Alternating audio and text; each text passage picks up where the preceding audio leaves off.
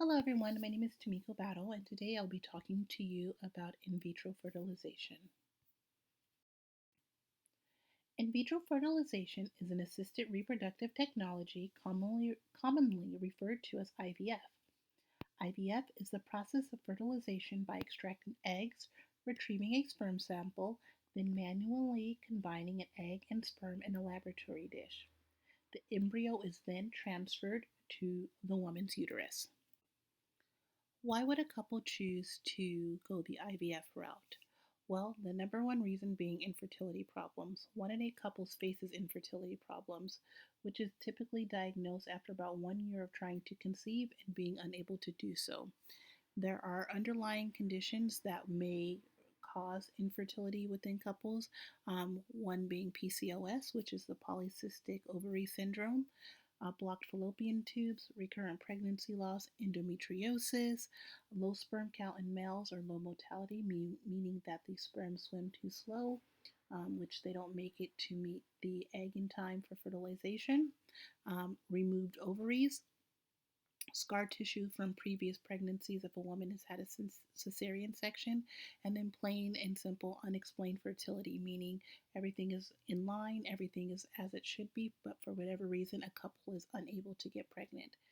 Then there are some other factors such as age. Being over the age of 35 for a woman, her egg quality starts to diminish, which means that it may be hard for the eggs to become fertilized with the sperm.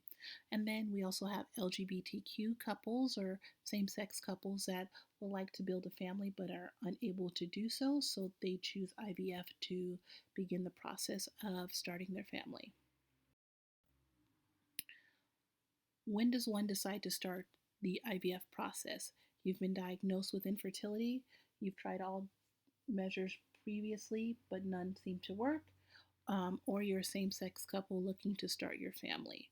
IVF is a way to do so, and many people have chosen the IVF route so that they are able to begin their family. What does the IVF process actually look like? The first step is egg production, which is stimulated by hormone therapy. Hormone therapy includes medications that are taken orally as well as intravenously or injected on the buttocks or in the abdomen. And this is all to stimulate and trigger eggs to produce at a higher quality. Second step is for the eggs to be retrieved, which is done through a minor surgical procedure. Third step is to get a male to produce a sperm sample, which is prepared to combine with the retrieved eggs. The fourth step is the process called insemination, and that's when the sperm and the eggs are mixed together and stored in a laboratory dish to encourage fertilization. And the fifth step is the embryos being placed back into the woman's uterus to call for implantation. The success of in vitro fertilization depends on a number of factors, including reproductive history, age, weight, and lifestyle factors. There are situations where an IVF pregnancy can end in a miscarriage or an ectopic pregnancy. An ectopic pregnancy is when an embryo implants elsewhere within the uterus, which is an emergency situation that needs to be remedied quickly. There are side effects to in vitro fertilization, such as bloating, weight gain, cramping, fatigue.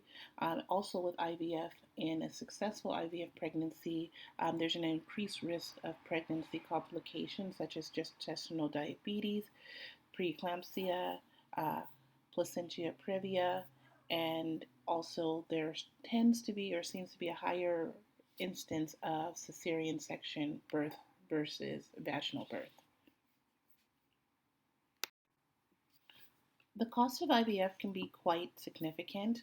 The average cost is between $12,000 and $15,000, with the average being about $15,000, and that does not always include the cost of medications, which can be a separate cost.